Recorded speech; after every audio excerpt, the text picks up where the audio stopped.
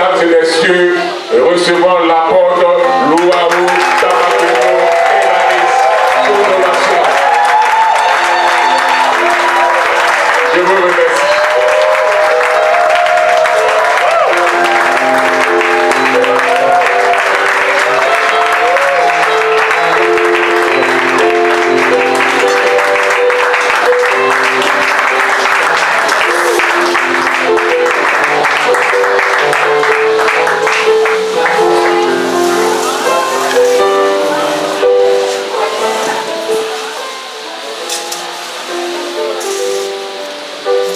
Jésus-Christ de Nazareth. Gloire à Jésus-Christ de Nazareth. Est-ce qu'on peut s'élever une fois pour acclamer le roi des rois en poussant des cris de joie? Alléluia. Il est merveilleux ce Dieu. J'aimerais que pendant que nous sommes debout, que les chants nous accompagnent, les chanteurs nous accompagner. Nous allons chanter ensemble ces chants. À jamais tu seras l'agneau sur les trônes. On reste debout s'il vous plaît.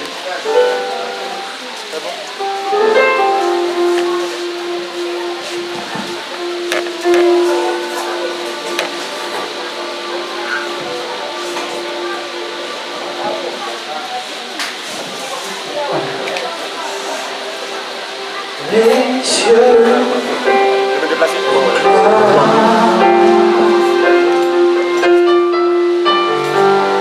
La gloire du ressuscité,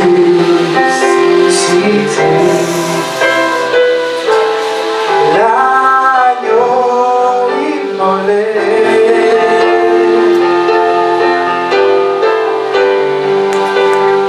nous a rachetés pour Dieu.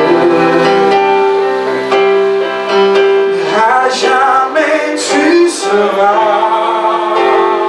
Jamais tu seras Jésus, l'agneau sur le trône. Oui, l'agneau sur le trône. Je fléchis les genoux. Oui, je fléchis les genoux pour t'adorer, toi seul.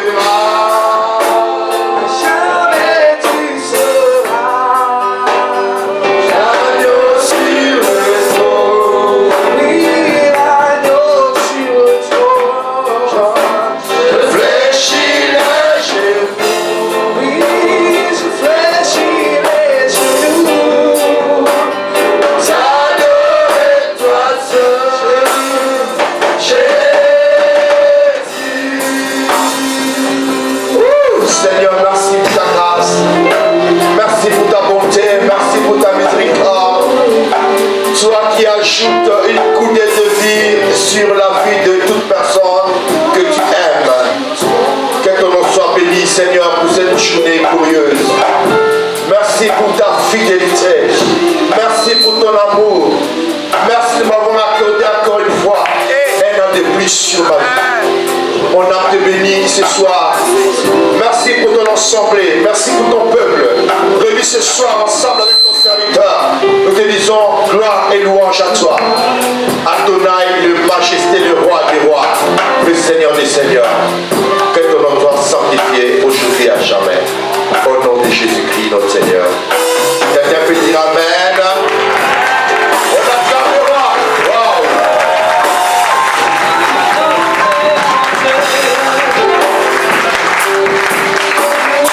Amen. Merci, on peut s'asseoir. Aujourd'hui, c'est un jour glorieux pour le Seigneur et pour moi.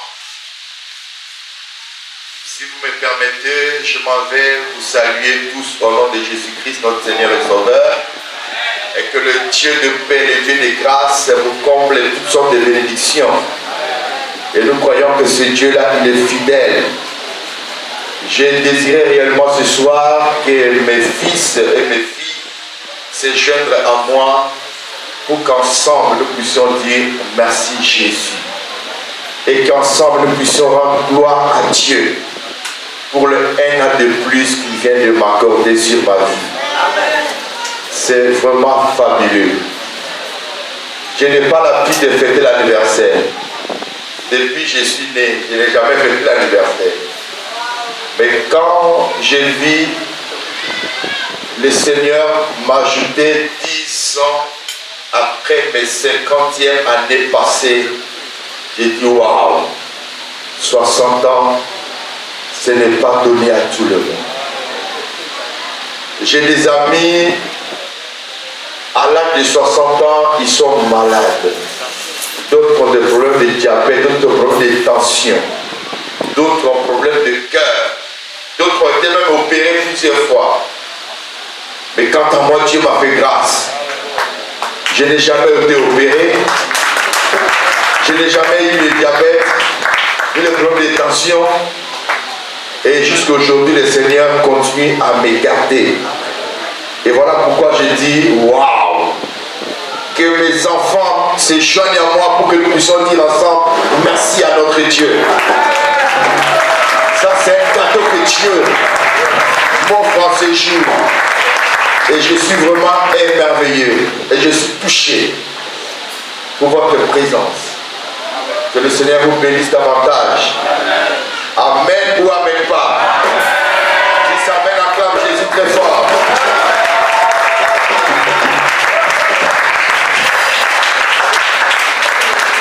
Il faut le dire que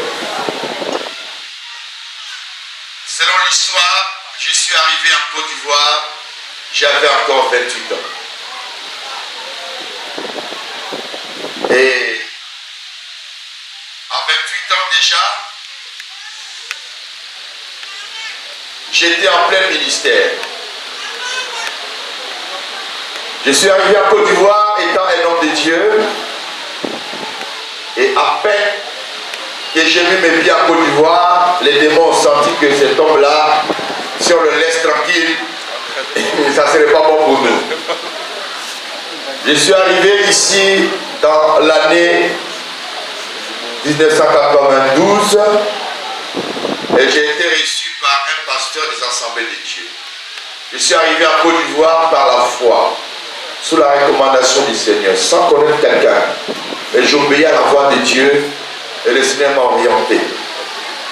Comme les serviteurs venaient de le dire tout à l'heure, j'avais prié pour une dame au Congo-Brazzaville. Elle était sourde d'oreille et le Seigneur a ouvert ses oreilles et elle a entendu. Le pasteur de l'église a été vraiment stupéfait. Il m'a fait une recommandation des assemblées de Dieu par écrit, manuscrit. Et il m'a réussi à dire, partout tu iras, les portes sont ouvertes dans toutes les assemblées de Dieu du monde. Et c'est une recommandation à perpétuité, c'est-à-dire que ça n'a pas de fin. Et cela va me conduire aux assemblées de Dieu. J'ai été reçu par un pasteur au deux plateaux. J'ai fait un mois avec lui. Il m'a laissé prêcher dans l'église. Alors mes prédications étaient suivies de délivrances et de miracles. De telle sorte que les gens venaient jusqu'à la maison pour recevoir les enseignements, pour recevoir la délivrance. Et ça a suscité la jalousie. Parce que le pasteur ne recevait plus quelqu'un qui venait le voir. Et pour ce faire, il a pris la résolution de me casser. Moi, j'ai travaillé pour que son église se croisse, mais lui, il ne se sentait plus à l'aise parce qu'on ne le voyait plus. Un vendredi, il m'a proclamé de prêcher pendant la réunion du soir. Frère, j'ai fini de prêcher, j'ai libéré l'onction de Dieu. Il y avait sa nièce, je pense, elle était envoûtée par l'esprit de la sorcellerie. L'onction l'a soulevée, l'a envoyée jusqu'à devant. Elle est tombée, elle a vomi du sang. Le pasteur a eu peur. On devait continuer la délivrance le dimanche. Chose grave, le dimanche, pendant que je m'apprêtais pour venir à l'église, il m'avait donné une chambre où il n'y avait pas la clé, il n'y avait pas de douche, ni WC dedans. Et j'étais dans le moment de jeûne. Et au moment où, le matin, il m'a laissé, je suis sorti, j'ai fait ma douche. Je suis rentré. Pendant que je m'habillais, le pasteur m'a enfermé dans la chambre. Et puis il est parti avec la clé. Donc pour dire que je ne pourrais pas prêcher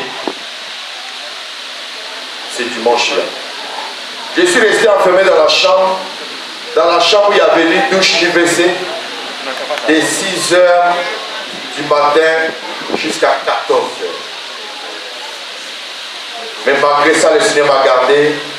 Je n'ai pas eu l'envie d'aller aux besoins. Et c'est à 14 h, ils sont venus m'ouvrir la porte. Et là, j'ai compris que je n'avais pas place là-bas. Et au finish, il m'a dit de quitter sa maison parce que lui aussi bientôt il va déménager. Le Seigneur m'a conduit, il m'a orienté autrement ailleurs.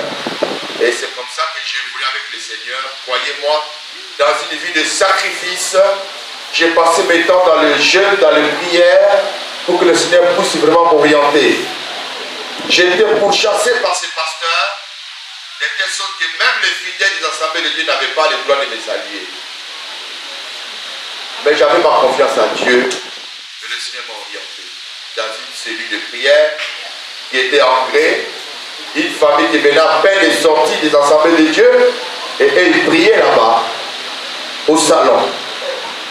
Comme ils ont appris que je n'étais plus avec l'autre pasteur des assemblées de Dieu, ils m'ont contacté que je viens continuer avec eux. C'est ainsi que je suis venu avec eux. Moi j'ai dit, bon, ici on va aller dans onction. On a tracé un programme de 8 mois. Croyez-moi, du salon, on est sorti dehors. Dehors, on a commencé à faire 2 cultes. On a maintenant le projet de trouver un terrain pour construire un grand temple. La famille qui m'a reçu était encore jaloux. Ils se disent que c'est eux-mêmes qui ont commencé la cellule. S'ils me laissent, je vais leur arracher la cellule. C'est devenu maintenant église. Mais sans nom. Alors, ils vont encore me persécuter.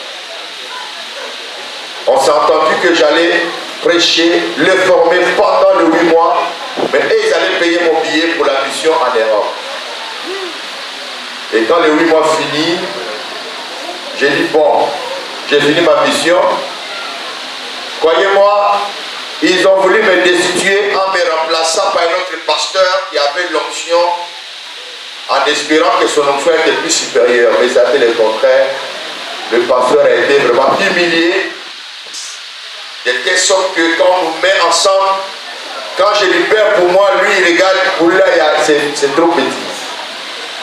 Bref, j'ai résolu de quitter le milieu et je suis allé au Ghana pour 1 mois pour me reposer. Pendant les 8 mois, j'ai travaillé, il y avait des offrandes. À l'époque, on parlait de la dîme qui rentrait. Les autres n'étaient que des frères, des simples fidèles. Mais ils prenaient les offrandes, les dîmes, ils bouffaient. Moi qui travaillais, on ne me donnait rien. Et c'est ainsi que quand je suis revenu de Ghana, Dieu m'a fait grâce. J'ai eu le terrain, mon premier terrain ancré, où il fallait commencer le ministère. Gloire à Jésus. Amen.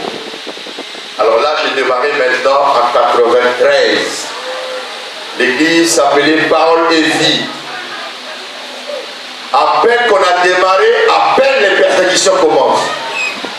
Cette fois-ci, c'est les gens du quartier. Ils vont nous persécuter, ils vont incendier l'église, les bancs, les tableaux, tout ont pris feu.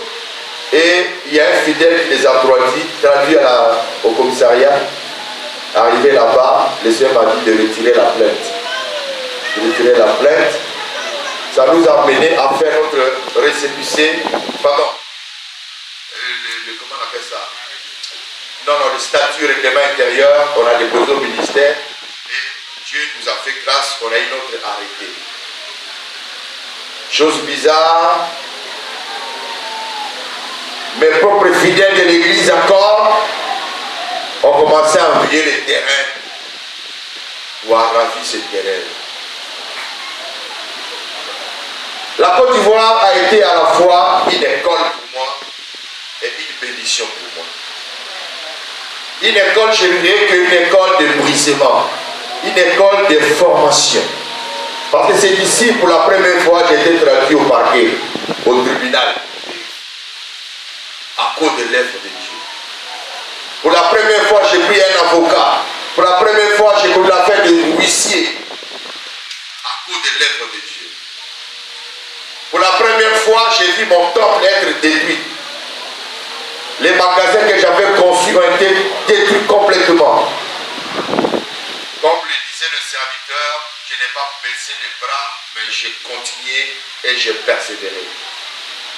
Et en 2009, c'est là qu'ils ont détruit tout le magasin, les temples et tout. On s'est réfugié ici, par la grâce de Dieu. Voilà mon arrivée et les temps difficiles que j'ai connus en Côte d'Ivoire. Mais au-delà de ça, la Côte d'Ivoire m'a apporté un plus dans ma vie. Quand je suis arrivé ici en Côte d'Ivoire, j'avais que 50 000 francs dans ma poche. Et les 50 000 francs est fini complètement au plateau, dans la maison où le pasteur des Assemblées de Dieu m'avait réussi et puis m'avait enfermé dans la chambre. C'est fini. Donc je vais maintenant vivre par la foi et que le Seigneur se glorifie davantage dans ma vie. Et là, je tiens à vous dire que la Côte d'Ivoire, par l'intermédiaire de notre Seigneur Jésus-Christ, m'a donné ce que je n'avais pas. Je suis venu en Côte d'Ivoire, les mains réduites, mais Dieu a pensé à moi. Amen. Le Seigneur va me donner des terrains. Il va me donner des églises. Il va me donner une épouse. Il va me donner un fils. Maintenant, au-delà de ça, le Seigneur va me donner une famille. Dis avec moi, une famille. Et dans la famille,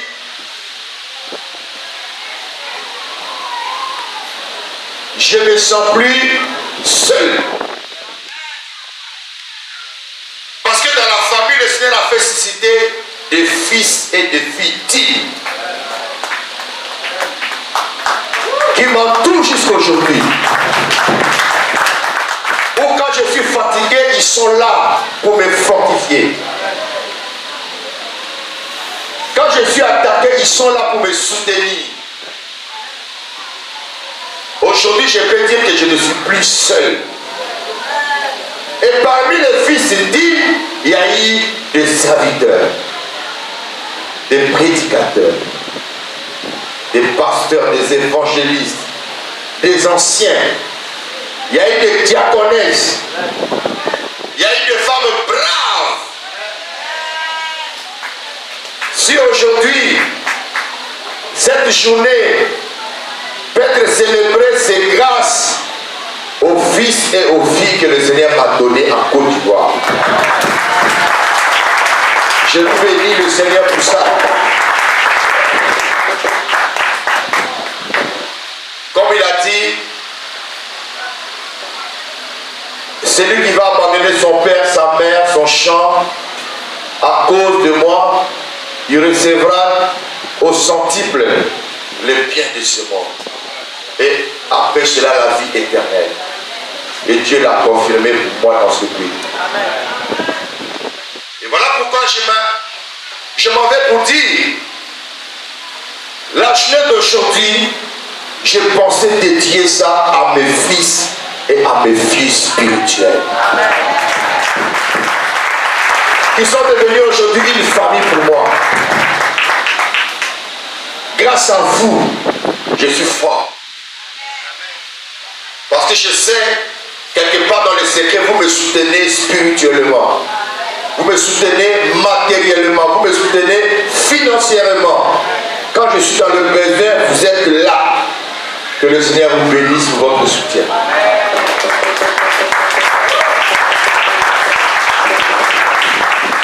Quand je venais à Côte d'Ivoire, j'avais que 28 ans. Mais aujourd'hui, j'ai 60 ans.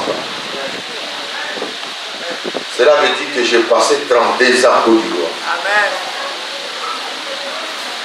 Un enfant de 32 ans, c'est déjà un homme mature. Dans 32 ans, au Congo, j'ai exercé 11 ans de ministère. Ici, j'ai exercé 32 ans de ministère. 32 plus 11, ça fait combien?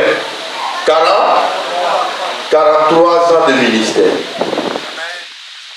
Ce n'est pas donné à tout le monde. Et pendant les 43 ans de ministère, par la grâce de Dieu, je n'ai jamais failli. Je suis toujours debout. Alors, je voulais encore une fois vous dire merci. Aujourd'hui, j'ai une belle épouse que Dieu m'a donnée.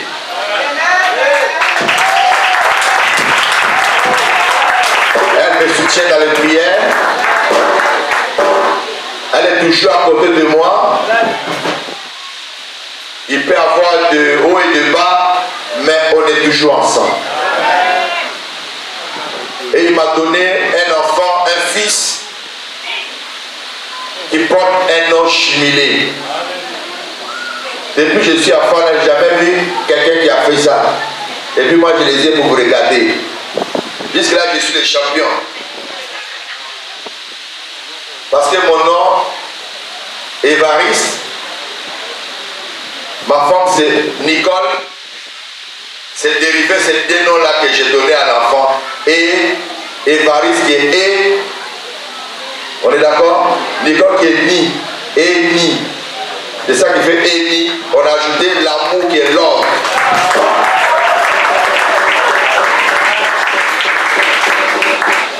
Depuis que je suis à Côte d'Ivoire, depuis on a Afana, moi jamais vu parmi vous un qui a donné son nom à son enfant, qui porte le nom de son enfant, et puis pour lui-même.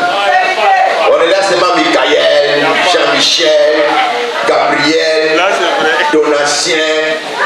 On prend le nom des oncles qui sont méchants au village, on donne l'enfant.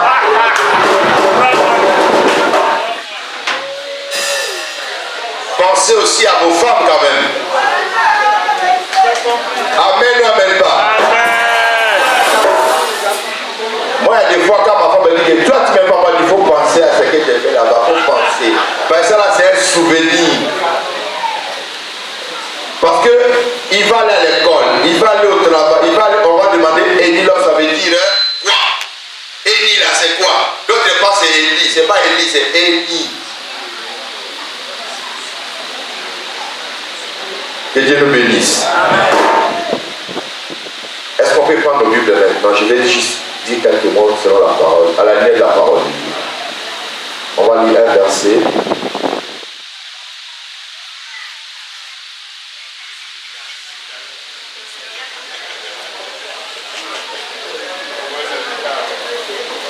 Luc 11, verset 20. Luc 11, verset 20.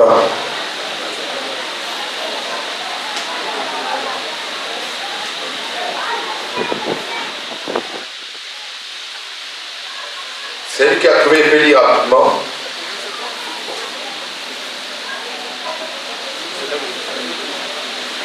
Luc 11, le verset 20. Mais, si c'est par le doigt de Dieu que je chasse les démons, le royaume de Dieu est donc venu vers vous. Oh non. C'est lui.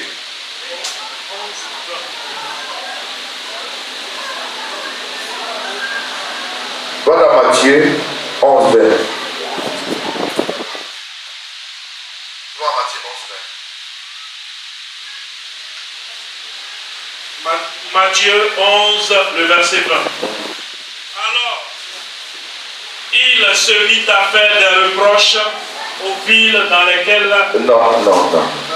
Prends Marc 6, verset 27. Marc 6, verset 27.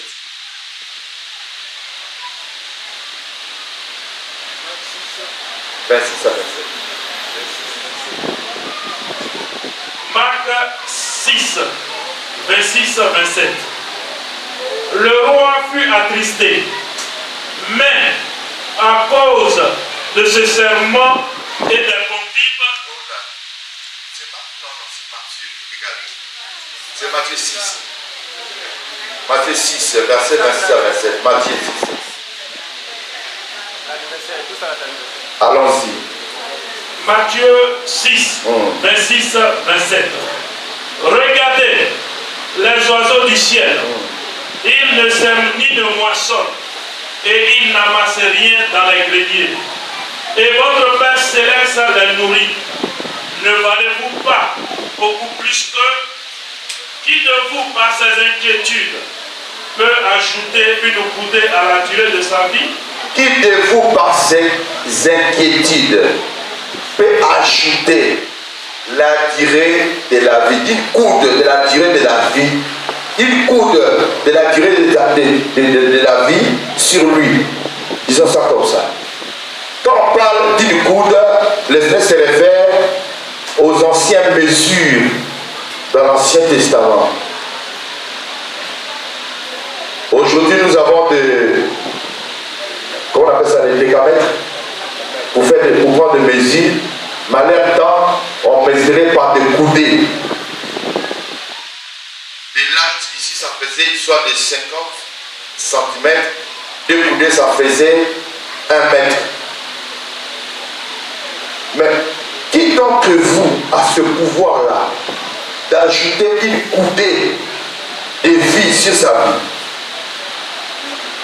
Croyez-moi, frère, même le tierce seconde, c'est Dieu qui nous accorde cette grâce-là. Seconde, minute, heure, mois, année, c'est Dieu qui nous accorde cela. Cela ne vient pas de celui qui veut, ni de celui qui court. Si tu es en bonne santé, si tu es arrivé à avoir un an de plus, cela ne vient pas de toi, mais c'est un don de Dieu. Et si on est vraiment reconnaissant à ce Dieu-là, la seule chose de faire, c'est de rendre une action de grâce.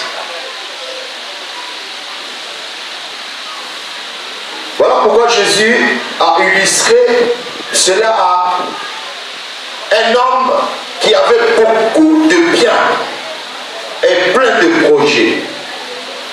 Et ce dernier s'est dit quoi? Mon âme repose-toi tranquillement parce que tu as beaucoup de biens. Je vais magasiner la nourriture pour toi. J'ai des entrepôts que j'ai construits pour toi. Tu mangeras jusqu'à l'infini. Tu n'auras plus de faim. Mais la nuit, il y a une voix qui vient lui dire que cette nuit, je vais réclamer ton âme. C'est-à-dire que tu ne vas plus vivre. Et le Christ dit, tout ce qu'il a réservé là, ça va servir en quoi? Tu vas s'en servir parce que son âme a été redemandée au Seigneur. Pourquoi je touche là-bas? À l'heure où nous parlons, il y a des personnes qui sont couchées dans les hôpitaux. Il y a d'autres qui respirent l'oxygène, c'est payant. Mais Dieu nous a offert ça gratuitement. Il y a des fois, nous supplions. Quand tu sors le matin, tu reviens le soir à la maison, dis merci au Seigneur. Parce qu'il y a d'autres qui sont sortis, qui ne sont pas rentrés vivants. Et voilà pourquoi la Bible dit que réjouissez-vous avec ceux qui se réjouissent. D'autres personnes peuvent penser à l'anniversaire. C'est important de fêter l'anniversaire. L'anniversaire, c'est un temps de souvenir. On se souvient de ce que Dieu a fait. Ça, c'est un. Deux, c'est un temps de reconnaissance à Dieu. Tu as quelle force d'avoir une minute de plus sur ta vie? Si Dieu ne l'a pas permis, tu ne peux pas y arriver. Mais si aujourd'hui, j'ai pu avoir mes 60 ans, j'ai dit waouh, que Dieu soit béni. Il a eu pitié de moi. Dans ma famille, il y a l'option de la longévité. Et je sais que ça va vous accompagner aussi. Vous allez vieillir, vos enfants vont vieillir. Amen ou amen pas? Moi, je crois que la prochaine anniversaire, je le fêterai quand j'aurai mes 100 ans.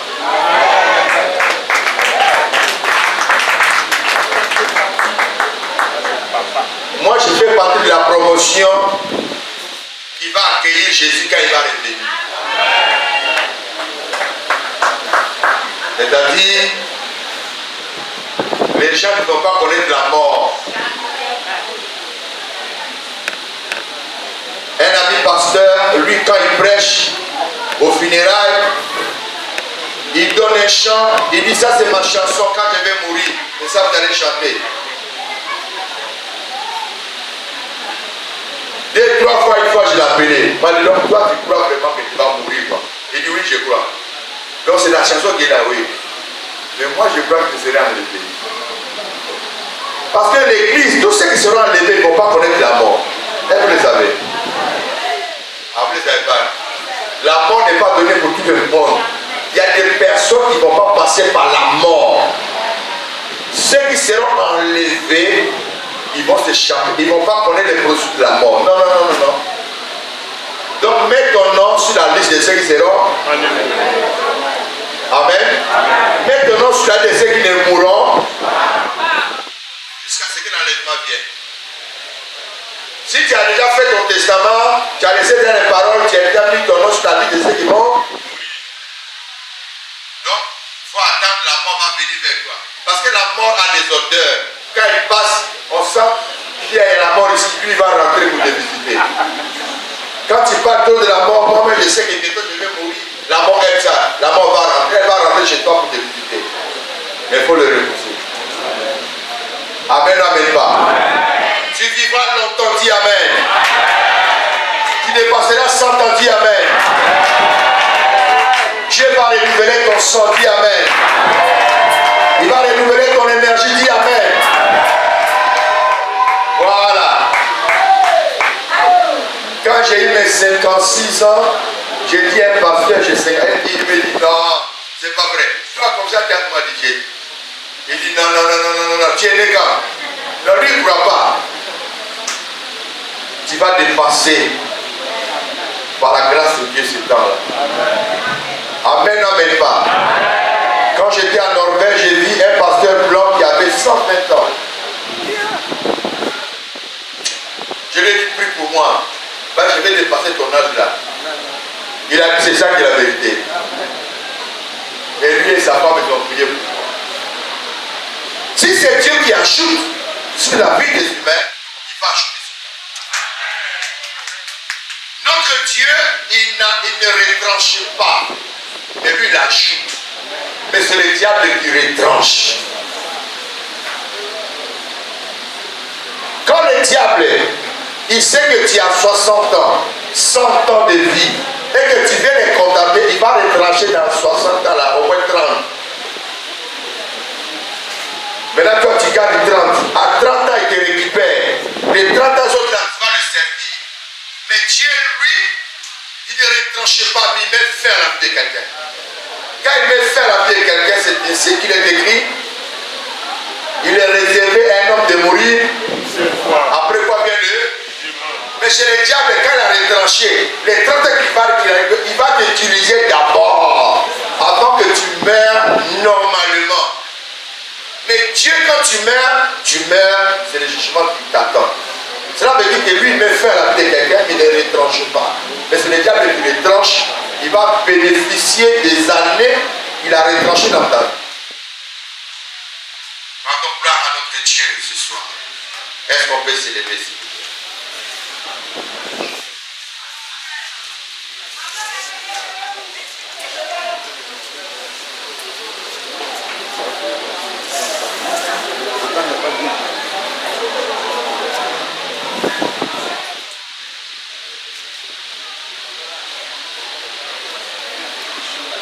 Je vais monter un peu là. Gloire à Dieu.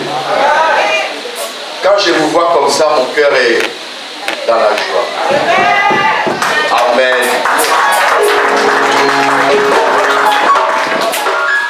Parce que quand je suis arrivé à Côte d'Ivoire, je n'avais pas tout ça là. Mais le Seigneur l'a permis que cela devienne une réalité. J'aimerais que vous et moi, nous lèvons nos mains vers le Seigneur. Et nous allons dire merci. Merci pour tout ce qu'il a fait dans ma vie. Pour tout ce qu'il fera dans ta vie, dans ta famille. Nous sommes appelés à vivre longtemps. Dites Amen. Si quelque chose dans ta tête est traversé, tu dis ah, on dirait l'année prochaine, je vais mourir. Dis à cette voix-là, tu es vaincu. Amen ou amen pas. Peu importe la maladie qui te ronge, dis-toi aujourd'hui c'est la fin. Dieu t'appelle à la longévité. Amen ou amen pas.